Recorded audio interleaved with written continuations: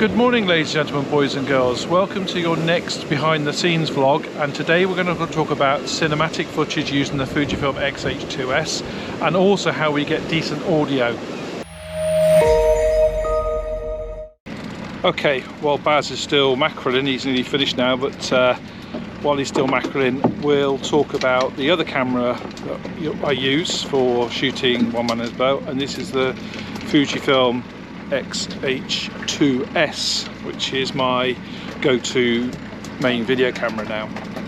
The X-H2S is fantastic. It's a hybrid camera. It's a photo and video camera. I've been involved with Fujifilm I've used Fujifilm since 2013, but I was an ex-photographer, Fujifilm ambassador from 2015 to the beginning of this year.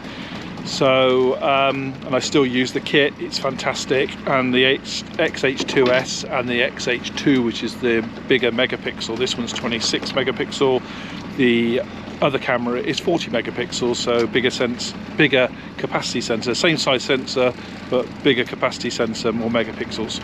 The H2S is a faster autofocus system, more suited for what we're doing on one man in his boat. The good thing about this camera is the interchangeable lenses and the fast apertures, so we get that cinematic look on a footage we get there, where you don't get them on the GoPros and you don't get on the drone because they're smaller sensors.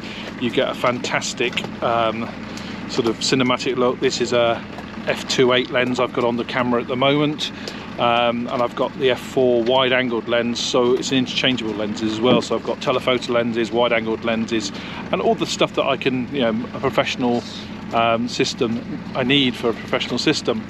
The other thing is, you notice on the top, I've got the microphone system on top as well.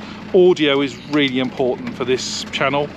If you've got a really good video, but you haven't got decent audio, you might as well forget it. So the audio is really important. And this Tascam unit I've got on top, which isn't cheap, but it does the job. And I'm really chuffed with it. It fits through the hot shoe of the camera, so there's no wires attaching it to the camera. It's all through the hot shoe on top of the camera. I've got two microphones fitted. You can see I've got the shotgun mic here, and also on top you can see I've got the Rode Wireless Go system, which Barry's wearing at the moment. I've got two of those, so I can actually mic myself up as well if I need to.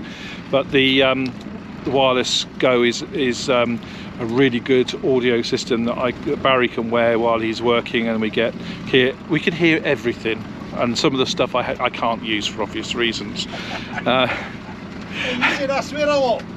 He does. I have enough bleeping to do when we do the bloopers. And the other thing is, as you can see, I've got a light. Now, when we come out early in the morning, obviously there's not a lot of light around, and having a fill light is really useful. I've got a little fill light I'm using on top of the GoPro here, which gives a nicer look to the final video. It's all about doing getting the quality right and making sure the quality is there for everything that we do on one man in his boat. You may be wondering why I'm wearing headphones when you see me filming on the boat, and no, I'm not listening to music. I'm actually listening to the audio that's going into the camera. This is really important because while on the camera you have the sliders, you can see the levels.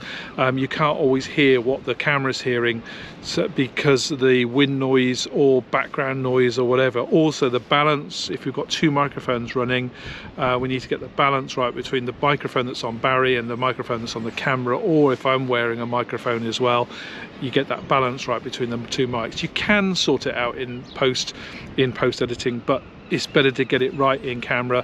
And if there's wind noise, it can ruin the whole shot, so you've got to be really careful. So it's best if you hear what's going into the camera. These are a Sennheiser headphone set.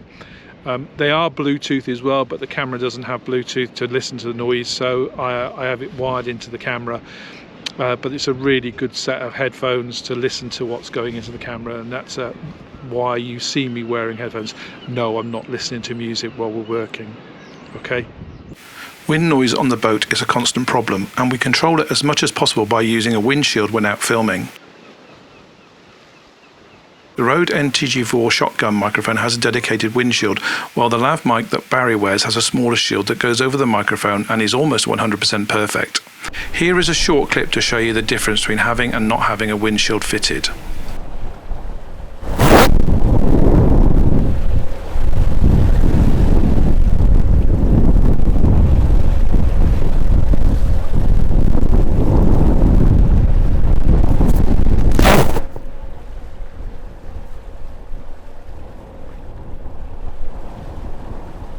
We've talked about the audio, so let's turn to the video side. Here are some side-by-side clips to compare the Fujifilm to the GoPro. As you can see, the background in the Fujifilm footage is out of focus. We call this a shallow depth of field, which is what you see at the cinema or on high-end TV documentaries. This is achieved by using a camera with a larger sensor and professional level lenses with a wide maximum aperture, such as the f2.8 lens I'm using here. The footage recorded is also shot using a flatter film profile, so I can easily color grade it in post-editing. The X-H2S is capable of shooting 6.2K video, while my other Fujifilm camera, the X-H2, is capable of shooting in 8K, but I tend to stick to 4K as this is more than enough as the 6K files are huge. I shoot in either 25 or 50 frames per second, the same as we have the GoPros and the drones set for, and I set my shutter speed to twice the frame rate, which is either 1/50th of a second or 100th of a second. I use a neutral density filter on the front of the lens, which blocks light from entering the camera, to maintain these shutter speeds while keeping the aperture wide open to get the shallow depth of field. The X-H2S has a superb in-body image stabilization system, or IBIS for short, which keeps everything as stable as possible while filming on the moving deck.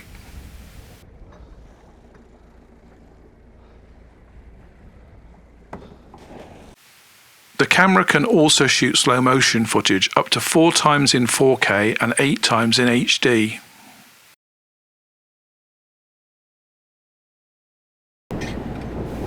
However, the best thing about the Fujifilm X-H2S is its superb autofocus system. The one thing the X-H2S does really well is the eye focus and face focus detection system.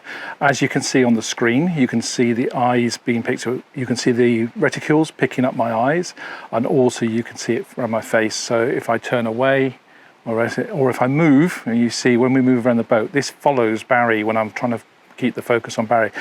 A lot of the times you use manual focus, you manually focus first and then you start, but on the boat everything's moving, autofocus is the way to go. So having a really good autofocus system really helps.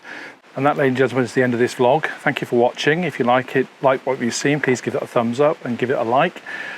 Please subscribe to the channel if you haven't already done so. For those who are already subscribed, thank you much for the support.